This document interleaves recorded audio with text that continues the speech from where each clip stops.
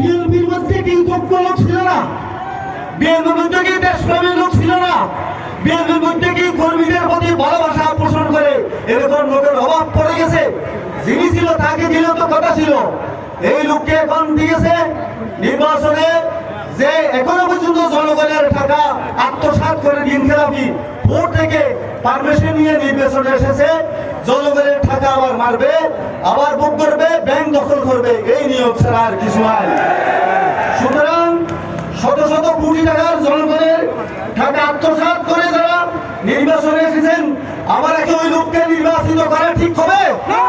জনগণের কাছে এই বার্তা, এই কথা পৌঁছে দিতে হবে যে ক্ষমতার জন্য নিজের লোককে হত্যা করতে পারে সেই লোক আবার নির্বাচনে এসেছে দেশ সেবার জন্য। এটা কি বাস্তব কথা হলো? এটা কি সত্য কথা হলো? সুতরাং প্রিয় ভাইরা, আমরা অনেক শোষণা বঞ্চনা, অনেক কিছুর বিনিময়ে, অনেক রক্তের বিনিময়ে 12 তারিখ যে নির্বাচন হবে, সেই নির্বাচন হবে ন্যায়ের পক্ষে থাকবো নাকি অন্যের পক্ষে থাকবো? আমরা সত্যের পক্ষে না অসত্যের পক্ষ, সাদাবাজির পক্ষে নাকি সাদাবাজির বিপক্ষে? হ্যাঁ ভোট দিয়ে এই দেশকে স্বাধীনতা আজাদী সংরক্ষিত করতে হবে। এই দেশের মানুষের বিমান আকিদা সংরক্ষণ করার জন্য দাঁড়িপাল্লার বিকল্প নাই। সুতরাং অধ্যাপক মাহমুদুল হাসান আমাদের সাথে আপদে বিপদে মুসিবতে ছিল, ইনশাআল্লাহ ভবিষ্যতে থাকবে, ঠিক কিনা? যিনি বসন্তের উকিল, তাকে এই দেশের জনগণকে প্রত্যাখ্যান করতে হবে। এই সমস্ত সাদাবাজ খুনি এরা কোনদিন নির্বাচনে দাঁড়াবার মতো সাহস করতে না পারে। সবাইকে আগামী 12 তারিখ একতাবদ্ধ হয়ে অধ্যাপক মাহমুদুল হাসান এখন জামাত ইসলামের প্রার্থী নন, তিনি 11 দলীয় জোটের পক্ষ থেকে প্রার্থী হয়েছেন।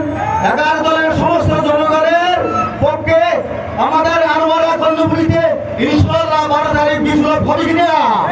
সুতরাং আমি সবাইকে আমার আহ্বান জানিয়ে 12 তারিখ ভোট এবং দাঁড়িপাল্লার পক্ষে ভোট দিয়ে জনগণের দুয়ারে দুয়ারে ভোটের প্রার্থনার জন্য আমরা এই জনসভা থেকে ঘরে ঘরে ছুটি দেব।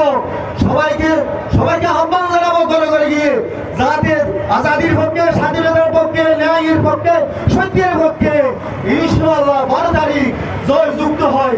আল্লাহ পাক আমাদের তৌফিক দান করুন। আসসালামু আলাইকুম ওয়া রাহমাতুল্লাহ। সংগ্রামী উপস্থিতি, এতক্ষণ পর্যন্ত আমাদের সামনে বক্তব্য রাখলেন 71 রণাঙ্গনের বীর মুক্তিযোদ্ধা, বাংলাদেশ জামাত ইসলামী আন্দোলন উপজেলা শাখার সংগ্রামী আমির জনাব মাস্টার এম.এ. গনি চৌধুরী। সম্মানিত উপস্থিতি, এই পর্যায়ে বক্তব্য রাখার জন্য বিন্দু অনুরোধ করছি খেলাফত মজলিস চট্টগ্রাম উত্তর জেলার সংগ্রামী সহসভাপতি মুফতি আবুল কালাম সাহেবকে। বক্তব্য রাখবেন মুফতি আবুল কালাম সাহেব।